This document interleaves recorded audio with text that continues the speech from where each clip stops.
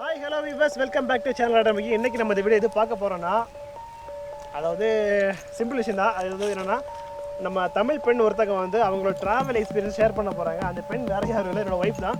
அதாவது என் கூட வந்து மோஸ்ட்லி எல்லாம் ட்ராவலில் வந்து கூட இருப்பாங்க. பெஸ்ட்டு நீங்கள் வீட்டில் பார்த்துட்டு சான்ஸ் கம்மி. ப்ளஸ் வந்து இந்த யூடியூப் ஆரம்பிக்க முன்னாடியே பார்த்தீங்கன்னா என்னோட ட்ராவலில் ஃபுல்லாக இல்லை அப்படி எல்லாரும் கூட வருவாங்க. ஸோ வந்து அவங்க வந்து அவங்களோட எக்ஸ்பீரியன்ஸ், அதாவது நம்ம நாட்டில் வந்து ட்ராவல் பண்ணுறாங்க, அந்த லேடிஸ் ட்ராவல் பண்ணால் எப்படி அவங்க தாட் இருக்குது ஃபுல்லாக அவங்க எப்படி ஃபீல் பண்ணுறாங்க அப்படின்றது ஃபுல்லாக வீடியோ பார்க்க போகிறோம். வாங்க வீடியோவில் போகலாம்.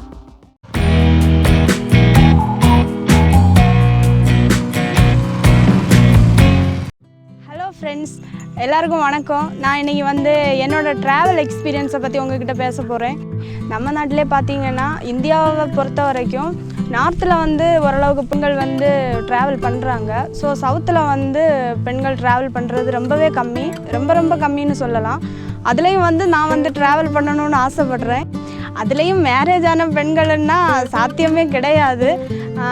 எங்கள் வீட்டில் வந்து ஓரளவுக்கு நாங்கள் ஆசைப்படுறோமே அப்படின்னு தான் வந்து கொஞ்சம் ஓரளவுக்கு சப்போர்ட் பண்ணுறாங்க. ஃபஸ்ட்டு வந்து நான் பைக் எப்படி லைக் பண்ண ஆரம்பித்தேன்னு உங்ககிட்ட சொல்கிறேன். 2 இயர்ஸ்க்கு முன்னாடி வரைக்கும், அதாவது மேரேஜுக்கு முன்னாடி வரைக்கும் எனக்கு பைக்குன்னா என்னன்னே தெரியாது.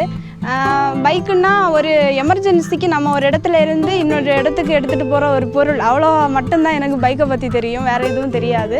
ஆனால் மேரேஜுக்கு அப்புறம் வந்து ஹஸ்பண்டுக்கு வந்து பைக்குன்னாலே அவ்வளோ ஒரு பிரியம்.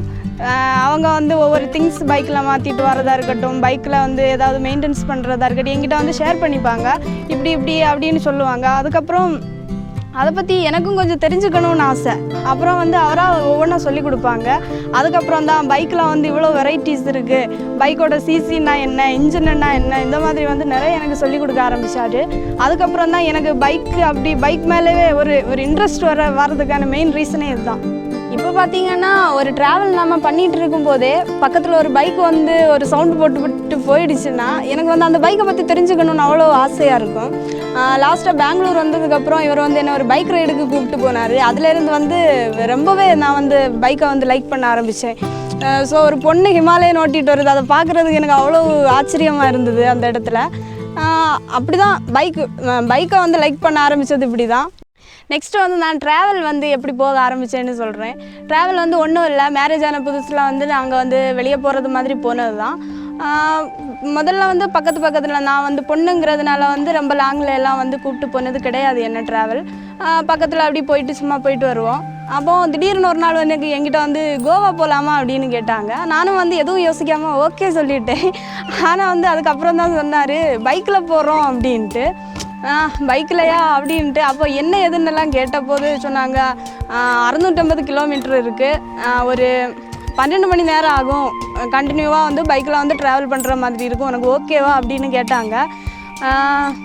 வேணான்னு சொல்ல முடியல, ஓகேன்னு சொல்ல முடியல. ஆனாலும் வந்து நான் ஓகேன்னு சொல்லிவிட்டேன். ஓகே பார்த்துக்கலாம் அப்படின்னு சொல்லிவிட்டேன்.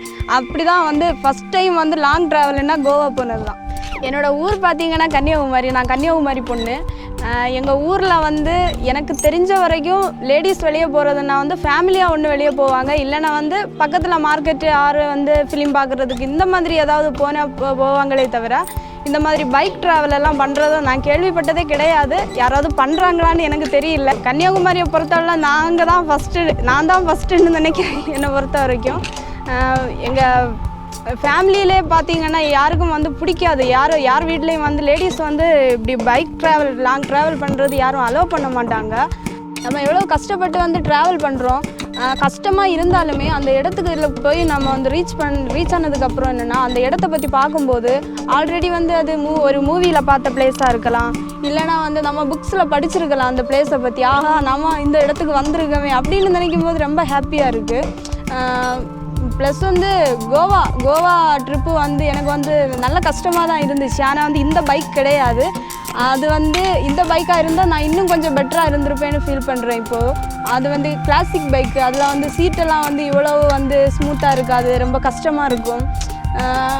ஸோ அங்கே போகிறது வரைக்கும் தான் கஷ்டம். போனதுக்கப்புறம் அந்த இடத்த எல்லாம் பார்த்ததுக்கப்புறம் அவ்வளோ ஒரு சந்தோஷமாக இருந்தது எனக்கு.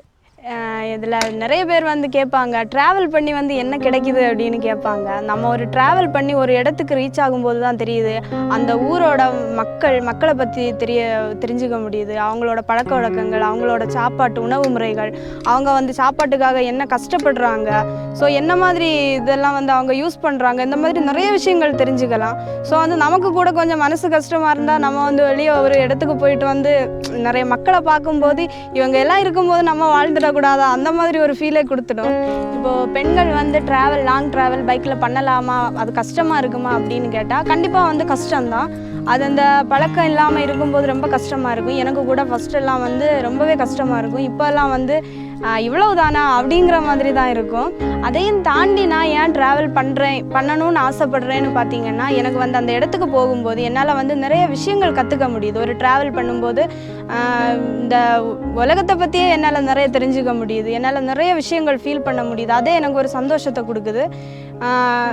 இனி வந்து என்னோட வந்து பெரிய கனவு எதுன்னு பார்த்தீங்கன்னா, நான் லடாக் போகணுன்னு முடிவு பண்ணியிருக்கேன். ஸோ ஃபஸ்ட்டு வந்து அவர் மட்டும்தான் தனியாக போகிறதா சொல்லியிருந்தாங்க. நான் வந்து இப்போ வந்து கேட்டுட்டு இருக்கேன், நானும் வரேன் அப்படின்னுட்டு. என்னோட பெரிய கனவுன்னு எடுத்துக்கிட்டிங்கன்னா அதுதான். கண்டிப்பாக நான் போவேன்னு நினைக்கிறேன். இதுக்கப்புறம் எனக்கு தெரியல. நான் வந்து அதுக்காக வந்து ட்ராவலுக்கு தேவையான எல்லா பொருட்களுமே என்னோடய ஹஸ்பண்ட்கிட்ட வந்து வாங்கி தரதுக்காகவே கேட்டுட்டு இருக்கேன். இப்போ பார்த்தீங்கன்னா பெண்கள் எல்லாமே ஆண்களுக்கு நிகராக வந்து படிச்சிருக்காங்க, வேலைக்கு போகிறாங்க. பட் என்னென்னா அவங்க மேரேஜுக்கு அப்புறம் வந்து அவங்களோட லைஃபே வந்து முடிஞ்சு போயிடுது. எல்லா பெண்கள் என்ன தான் படிச்சிருந்தாலும் வேலை பார்த்தாலும் சமையல் கட்டிலே அவங்க லைஃபே வந்து முடிஞ்சு போயிடுது. ஸோ எல்லா பெண்களும் ட்ராவல் பண்ணுறது, வெளி உலகத்தை வந்து பார்த்துக்கிறது, இந்த மாதிரி நிறைய விஷயங்கள் கற்றுக்கணும் அப்படின்னு நான் ஆசைப்பட்றேன். நான் வந்து பெருசாக எல்லாம் படிக்கலை, நான் வந்து டிகிரி எல்லாம் வாங்கலை. ஸோ வந்து என்னோடய லைஃப்பை நான் என்ஜாய் பண்ணி வாழ்கிறேன்னு சொல்ல முடியும் என்னால். கண்டிப்பாக எல்லா பெண்களுமே தைரியமாக வந்து எல்லா விஷயத்தையுமே A to Z என்னென்ன விஷயம் இருக்கோ எல்லாத்தையுமே வந்து தைரியமாக இறங்கி ஃபேஸ் பண்ணணும்னு நான் சொல்லுவேன். இது ஏன்னா லாஸ்ட்டாக ஒரு ட்ரிப்பு போன போது ஒரு ஆளே இல்லாத ஒரு காட்டில் வந்து நான் வந்து ஒரு 5 மினிட்ஸ் வந்து நிற்கிற மாதிரி ஒரு சிச்சுவேஷன் உருவாயிடுச்சு. ரொம்ப பயந்தேன். நான் அழலைன்னு தான் உண்டு, அழலைன்னு சொல்ல முடியாது, அழுதைன்னு சொல்லலாம். அந்த மாதிரி ஒரு பயத்தில் நான் நின்னேன். அங்கே போயிட்டு வந்ததுக்கப்புறம் என்னோடய ஹஸ்பண்ட் வந்து சொன்னாங்க, இந்த மாதிரி எந்த விஷயத்துக்குமே வந்து பயப்படக்கூடாது. உன்னை வந்து இப்போ வந்து நான் கூட இருக்கிறேன், ஒரு 5 மினிட்ஸ் தான், கொஞ்சம் டிஸ்டன்ஸில் தான் நான் நிற்கிறேன். ஸோ இது உன்னை ஒரு அரை மணி நேரம் விட்டுட்டு போனாலும் நீ தைரியமாக நிற்கணும் அப்படின்னு எனக்கு சொல்லி கொடுத்தது என்னோடய ஹஸ்பண்ட் தான். இப்படி பயப்படுறதுக்கு அந்த சிச்சுவேஷனை வந்து எப்படி சரி பண்ணலான்னு யோசி அப்படின்னு சொல்லி கொடுத்தாங்க. நான் அவங்க சொன்ன அந்த கருத்தை வந்து என்னோடய லைஃபுக்கு வந்து யூஸான ஒரு கருத்தாக வந்து நான் எடுத்துக்கிறேன். இப்போவே வந்து நான் ஃபஸ்ட் டைம் வந்து வீடியோ போடுறேன். எனக்கு வந்து இது நல்லா இருக்குமா, நல்லா இல்லாமல் இருக்குமான்னெல்லாம் எனக்கு தெரியல. எதுவாக இருந்தாலும் நீங்கள் வந்து கமெண்ட்ஸில் வந்து சொல்லுங்கள். இந்த வீடியோ பிடிச்சிருந்தால் லைக் பண்ணுங்கள். நெக்ஸ்ட்டு வந்து இன்னொரு ட்ரிப்பு வந்து பிளான் பண்ணிகிட்டு இருக்கோம். நான் அங்கே போனதுக்கப்புறம் அங்கே இருக்கிற என்னோடய ட்ராவல் எக்ஸ்பீரியன்ஸை பற்றி உங்கள்கிட்ட ஷேர் பண்ணுவேன். இந்த வீடியோவில் வந்து உங்களுக்கு ஏதாவது பிடிக்கலை, ஏதாவது நான் வந்து மாற்றிக்கணும் அப்படின்னு நினச்சிங்கன்னா கண்டிப்பாக வந்து கமெண்ட்ஸில் சொல்லுங்கள். நெக்ஸ்ட் வீடியோவில் வந்து நான் அதை மாற்றிக்கிறேன். இந்த வீடியோ பிடிச்சிருந்தேன்னா ஷேர் பண்ணுங்கள். ஏன்னா இன்னும் என்ன மாதிரிப்பட்ட நிறைய பெண்களுக்கு வந்து இது யூஸ்ஃபுல்லாக இருக்கும். அவங்களும் வந்து தைரியமாக இந்த மாதிரி ட்ராவலில் கிடைக்கிற அனுபவங்களை வந்து கற்றுக்கணும்னு நான் ஆசைப்பட்றேன். ஸோ ஓகே, பாய், தேங்க்யூ.